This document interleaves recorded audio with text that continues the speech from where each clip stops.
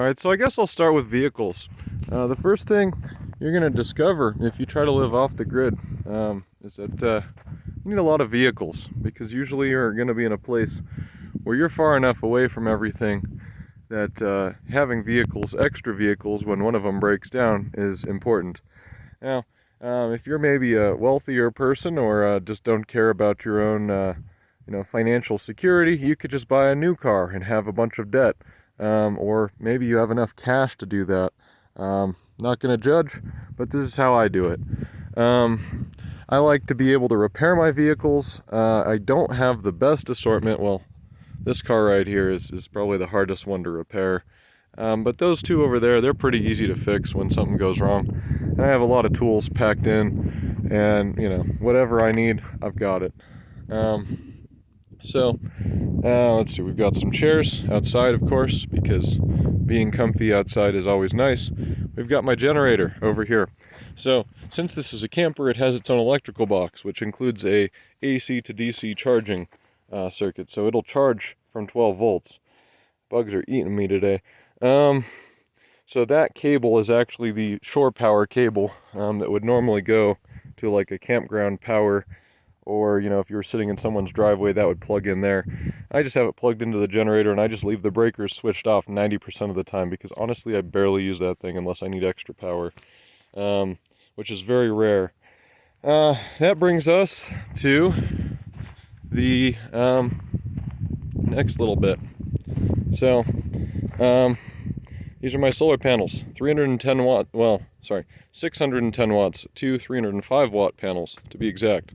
They're just haphazardly wired into the charge controller, which is actually in this compartment over here, and said charge controller is wired into the batteries, which are in that compartment. I have two Trojan T105s, I think they are. They're pretty good batteries. I like them. I need to upgrade to more batteries, but I also need to build like an external battery box so I can put them in there. Because I would love to have a little bit more reserve power, but this is done pretty well for me. I can hardly kill this even when I sit there all night watching shows and whatnot. Working on the computer all night. Because I work from home. I tend to sit there all night.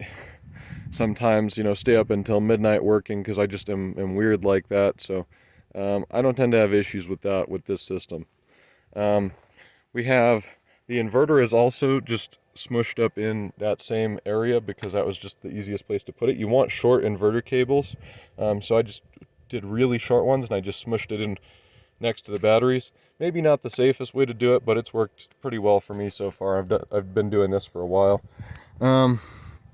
Here's some extension cords that are coming out of the inverter. Obviously this one's way too long, but they both go in through that compartment, and then they come in through a vent, and you can see I have a lot of duct tape because the mice tend to like to climb up those and into the trailer. So they go in through what used to be one of the furnace vents. So the furnace does not work in this camper, and I just took advantage of that and basically just removed one of those vents and put all my extension cords through there. And I have it taped up, and I have stuff stuffed in there as well. Another important detail of that, by the way, whenever you run the cable through the side of a camper, always good to put some steel wool in there, because it helps prevent the mice from actually climbing in, something I've learned. As far as gray water, well, we've got this pipe. Now, I'm going to leave that up to your discretion, what you want to do with your gray water, but this one I have a tank that I can dump into, and I can take it to the local RV dump place. And then also I've kind of been thinking that maybe just like a planter built right off of here would be perfect. I kind of need to build some kind of skirting anyways for the winter. So I was kind of thinking that if I just built like a little planter that came right off of this pipe, and I don't do anything with black water. I've left things as is in there, or sorry, black water, not sink water, but black water like poop and stuff. That's closed off. I don't use the toilet. The kitchen sink, I think we could dispose of with a planter of some kind, and a slow trickle kind of black water disposal system. I want to look into that more. I'm thinking about maybe even just building a small septic system and hooking it up to that, you know, like a really small septic system. I'd like to get everything permitted out here, so I just haven't taken any action on that yet. But for temporary, you could probably just take that stuff, dump it into like a tank like that rolls, and then just you know, haul it up in your pickup truck with maybe a ramp or something, and there you go. Take it to the RV dump station. You know, honestly, you're not gonna need to do that super often. There's a pretty big tank in these things, and it's pretty easy to deal with. Sorry, I'm a little out of breath. I'm not feeling too hot today, so if I seem a little bit out of it, that's why. A little bit burnt out. Been kind of going at work and at home, and so the back jacks on this trailer, it's not pushing on the bumper, but the back jacks on this trailer don't work. They're actually like twisted. I caught them on an arroyo heading up out of the last place that I lived, and I bent the crap out of them, so I'm just using this temporarily. It just kind of keeps it level. It doesn't do anything to stabilize it really, it just keeps it more level. So I don't have like a slope in there, which honestly, the ground here is pretty level to begin with, so doing so is not that difficult. All right, let's see, what else have we got? So we went over the generator. Water containers. Well, for now, I've got these. And I've got a membership at the bulk fill station for when I do get a water tank, like a big IBC tote. And that's what this truck is for, is actually to haul those IBC totes. I just want to get some food grade ones so I can actually drink out of it and, you know, start from a fresh tank and not one that might have had some dangerous chemicals in it or something. So that's how I do water for now. I either buy it, or I use a spigot, or I use my bulk fill card, whatever. It's easy to deal with water. You just have to be mindful and conservative of it. You know, don't waste water. I left this open by accident. Hopefully no mice climbed in there. Mice just love everything about this camper. That's one big issue with living in an RV or camper. And so this is the fill spot. So I literally just manually fill that. It's not that big of a deal. I'd like to get a pump or something to pump water into that, but for now I just manually fill it. Over here we have our propane.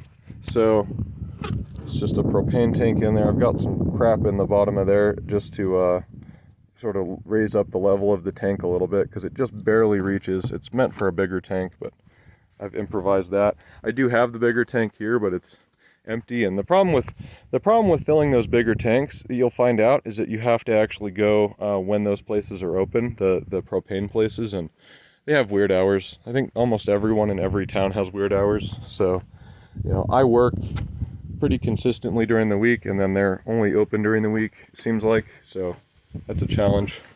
All right, coming in here, let me just, any of you who are offended by meat eating, that's just too bad for you. I just wasted a piece of meat. Have to give that to Rusty in a minute. So any water, including like extra coffee and crap, goes in there, and I deal with it later. I don't like to go through the drain system if I can help it, just because, you know, it creates another hassle for me. But that's how I do that for now. You see I have a lot of dirty dishes, a succulent, cleaning supplies up there, knives. I cook pretty standard meals. Something that I really like is this pour-over coffee maker. It was about 20 bucks at Walmart. So you take this, you fill it up with coffee, you put it in there, and then you just pour boiling water over it with a kettle, and here's the kettle. It's easier than when you're off-grid, because those Mr. Coffee makers, they use a lot of power, actually, and so it can be a challenge to, you know, use one of those when you don't have electricity, or you don't have a lot of electricity. I do have running water, of course, because of the pump. It's really loud. I need to insulate the pipes so they don't rattle and make as much noise, but there it is. We've got hot water. If I just flip this little switch down here, it'll light up and heat up some water for me so I can take hot showers. Microwave is a cabinet. We don't use the microwave here. I just use it for stuff that I want to kind of keep, that's not sealed on its own. And so far, honestly, ever since I set all these mouse traps and caught kind of the first round of mice, I haven't really had an issue with mice anymore. but it's something to be, aware of. If you have stuff that doesn't seal on its own, you want to kind of keep it out of reach of rodents and pests, especially when you live out in the middle of nowhere. See, we've got some dishes. I've got some disposable dishes for when guests come over. I don't like to use that kind of stuff because it actually uses, environmentally speaking, like these paper plates use a lot of water to manufacture, so I don't like to use those if I can help it. Let's see, what else have we got? We've got a dog, of course. Trash can is over here. Cat. Cat is important. Cat eats mice. And dog is important because dog alerts to intruders. And out here there's, the cops would come, but they're pretty slow. Let's see. I've got a stereo that doesn't work. What I ended up doing actually is bypassing that and wiring in a cheap Bluetooth head unit. And that's for these speakers. I've got these overhead speakers in here that let me have music. And then also, so that laptop has Bluetooth, so I can actually connect the laptop to the overhead speakers if I want to watch stuff. And that's just a computer monitor there. It's like a 27-inch computer monitor, but it's pretty big for in here. Like when you're watching stuff at night, it's pretty immersive because this is such a small space that it does really well. Let's see. That's all storage back there. This is actually a king-size bed. I had to remove, there was a frame under here. It was meant for like a full-size bed. I just removed that frame and fit in the king-size bed however I could. It barely fits. Leaves me a lot of storage around the edges, but yeah. Let's see. Again, this works. Let's talk about the bathroom situation. So I don't use that toilet at all. That's pretty much just I set stuff on it if I'm taking a dump or something. Here's my actual toilet. I'm not going to open it up. This is dirt, not poop, I promise. It's just dirt gets on it sometimes, if I like take it outside to dump it. And you just, I have some bins out there that I dump this stuff in. This is composting toilet. This bucket up here has the actual material, the sawdust that I use for the composting toilet. And then this bucket is just a spare bucket. I tend to have towels in it. I just unstack these and take a dump and then stack them back up. It works pretty well. It doesn't stink or anything. This I could actually take regular showers. This is one of the few cases where I actually put water into the come on, focus. Focus. Focus. My camera is not wanting, there we go. This is one of the few cases where I actually put water into the gray water system. Let's see, we've got a swamp cooler here. This is super nice to have. It's just a Home Depot evaporative cooler, whatever. It's super nice. You just manually fill it. It has a little tank that you pull out and you fill it. That works really well on the days when it's actually hot enough. I rarely use it. It's about 80 degrees today and it's just not hot enough. With it being so dry and then 80 degrees, it's just not hot enough to be worried about it. Here's the spot. So if you look over here, this is that spot where the extension cords come in.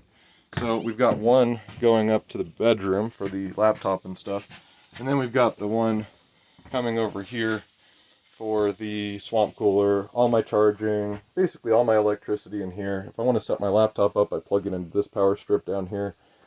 Everything plugs in here. So yeah, overall, that is basically my whole setup. I should also probably mention this is a 4G LTE router.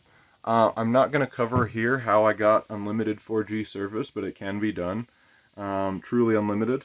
So I can watch stuff, I can download stuff, doesn't matter, I'm not going to run out of data. And I'm not going to experience that 4G to 3G or 2G speed throttling. So that's how I do that. Weird placement for the cat litter box. It's actually way up here. This is, I think, where a TV used to go. I just have the litter box up there because it's just the only place where it's out of the way and it's just not, not obtrusive. It doesn't stink. I actually have to remember to change it because I can't smell it when it's up there. It's just up in a corner by itself. And my cat can get up here and climb into it. And I think he likes it because he's totally protected from the dog and everything. Oh, sage monkey. Gotta turn the meat. It's gonna burn on me. This is a lot of meat to burn. So overall, That's pretty much it. I'm trying to think if there's anything else I want to show off here. And then for drinking water, I tend to not use the built-in tanks, because you never know, like if something crawls in them and dies or whatever, you don't want to deal with that. So instead of trying to purify the water coming out of the tanks, and I've thought about buying like an inline filter, because I actually have like a on the faucet filter, and I tried to unscrew this. It's just a piece of plastic that's like glued on there, so you can't unscrew it. And screw on like a regular filter, and it's not the right size anyway, so I really shouldn't have even tried. But this is where I get my drinking water. Pretty much, if you know, it's good to just have one clean drinking water tank at least.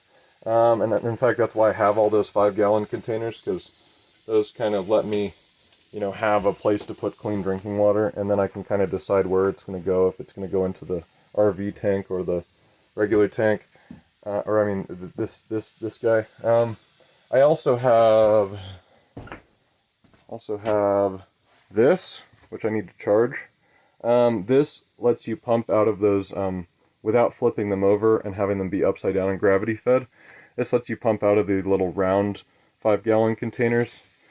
So that's an alternative. It's just a little pump, and it connects to power, and it has a little hose that you connect up to it. So that's a good option, alternative. I think those are about 30 bucks. I don't condone Walmart, but that's another thing you can get for about 30 bucks at Walmart. This is a camp shower.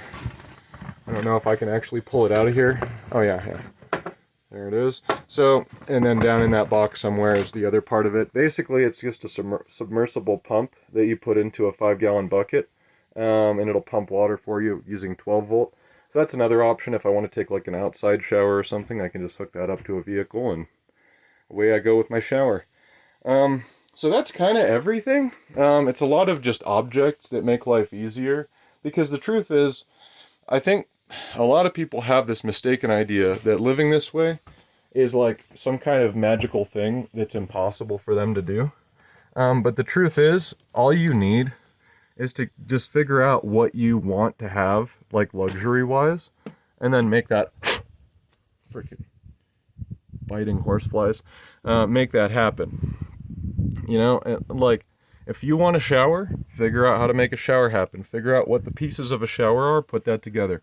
If you want to cook, figure out how to put that together. You know, I used to live with a camp stove and that camping shower, or even just one of those jugs, and I would just put it up on something up high and just dump water onto myself. I mean, there's always a way to do it. You know, if you want coffee, figure out what you've got available to you. I've got a kettle, and make you know, pour over coffee, or you can also do like a percolator. That'll work too. So, you know, you can have everything that you want: electricity, solar, wind, you know, even a generator if you want to spend a bunch of money on gas all the time. You know, you can make it happen. You just have to believe that you can, and, you know, sit there and just write down what all the pieces are, and then put them together for yourself. So that's been my little tour of my current off-grid setup. I don't want to talk about land right now. I don't want to talk about, you know, how I got internet. That could all be future videos, but this is what I've got for now. Hope you enjoyed it. I might make this remake this video with someone filming it for me. But for now, thanks for watching, and have a great day.